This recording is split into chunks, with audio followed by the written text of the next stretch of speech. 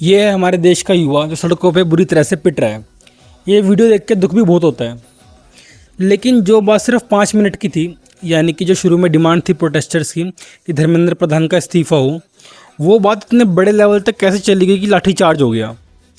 इसके लिए मेनली दो पार्टी रिस्पॉन्सिबल हैं। कौन कौन सी? एक तो गवर्नमेंट यानी कि बीजेपी, और दूसरी सीजेपी की लीडरशिप। समझाता हूँ कैसे।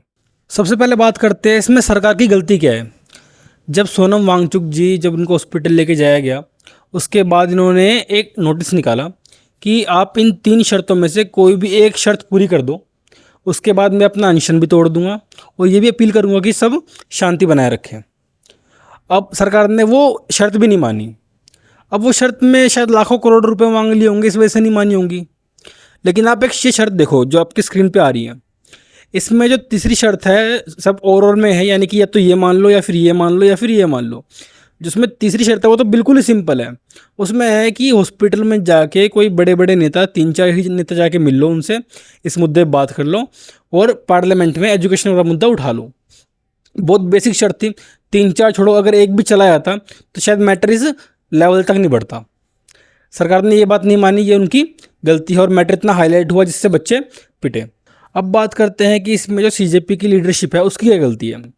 देखो दोस्तों, ऐसा बोला जाता है कि जब कोई प्रोटेस्ट होता है तो उसको हाईजैक करने लोग आ जाते हैं।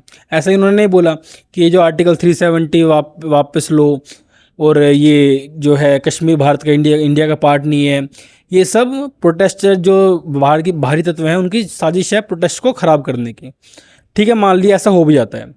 लेकिन जो वहाँ पे लीडर हैं यानी कि जैसे अभिजीत दीपके वगैरह, अगर ये खुद मन से बोल देते कि भाई देखो यहाँ पे किसी धर्म का अपमान नहीं होगा, और जो ये बोलते हैं कश्मीर भारत का हिस्सा नहीं है, ये सब ऐसा मैं बिल्कुल नहीं मानता, कश्मीर पूरा का पूरा भारत का हिस्सा है, और जो ऐसी बात करते हैं वो स्टेज से नीचे चले जाएँ। उनको सिर्फ ये बोलना था। उसके बाद देखो कितनी भीड़ आती है यहाँ पे, क्योंकि जो लोग नहीं हैं उनमें से बहुत लोगों का ये मानना है कि ये जो प्रोटेस्ट हो रहा है इसमें बहुत सारे एंटी इंडिया तत्व आके मिल रखे हैं। अगर वो इतनी सी बात कंफर्म कर देते, अगर वो ऐसा नहीं मानते तो कि कश्मीर भारत का पार्ट है और ये सब बोल देते, तो प्रोटेस्ट में बहुत ज़्यादा लोग आ जाते हैं। ये उनकी गलती है। और आप इन वीडियोज़ में देखो, यहाँ पे कहीं पे भी आपको अभिजीत दीपके, विजेता दहिया, सौरव दास वगैरह जो उनके बड़े बड़े लीडर हैं वो पिटते हुए दिखाई दे रहे हैं? नहीं। सौरव जो दीपके है वो ट्रक में बैठ के जाके, जो विजेता दहिया है वो बाहर बर्गर खा रहा है, और सौरव दास भी पता नहीं कहाँ पर है। तो इस तरह से जो बड़े बड़े लीडर हैं इस प्रोटेस्ट के, जो सीजेपी के कार्यकर्ता बोलते हैं अपने आप को कि हम सबसे बड़े वो हैं, वो पिटते हुए नहीं दिख रहे। पिटा कौन है? आम जनता, भोले भाले लोग।